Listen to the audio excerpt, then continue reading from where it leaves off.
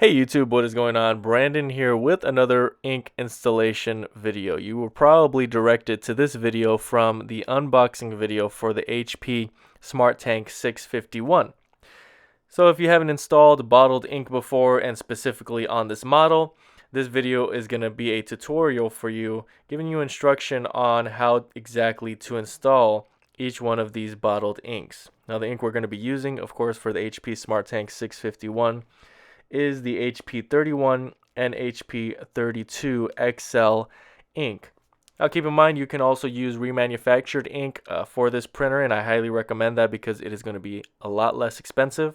I'll leave a link below for a remanufactured version, and that way you can save yourself some money. So the first thing we're going to do is, once you've gone through some of the setup, you are going to get to a screen where you're going to flip down the front of the printer, and you can then begin installing the ink bottles.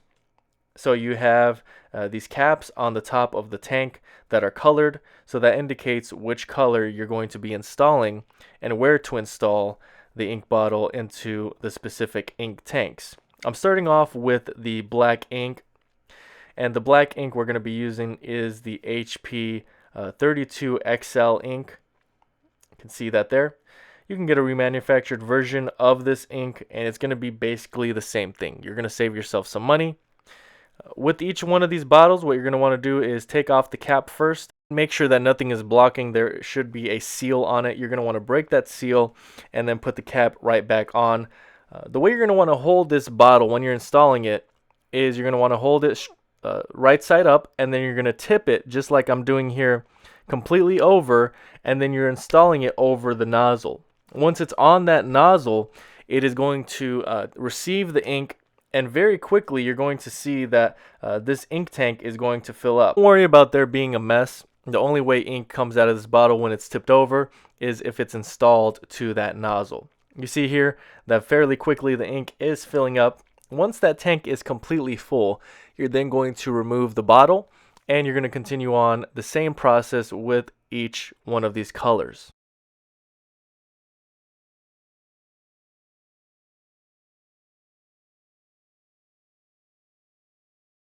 Alright, so next you're going to be installing cyan and yellow. Now you can install these at the same time. As you can see, they fit in place at the same time. Then last, I'm going to install magenta. So I'm doing the same thing. I'm breaking the seal on this ink bottle, and it's the same process of holding the bottle upright and then flipping it over the nozzle and installing it, making sure that it's making connection with the nozzle so that the ink can then begin to flow from the bottle into the ink tank.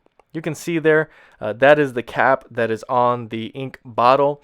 It is specifically made so that ink is not able to escape from the bottle until it is properly installed with the ink nozzle that is on the printer.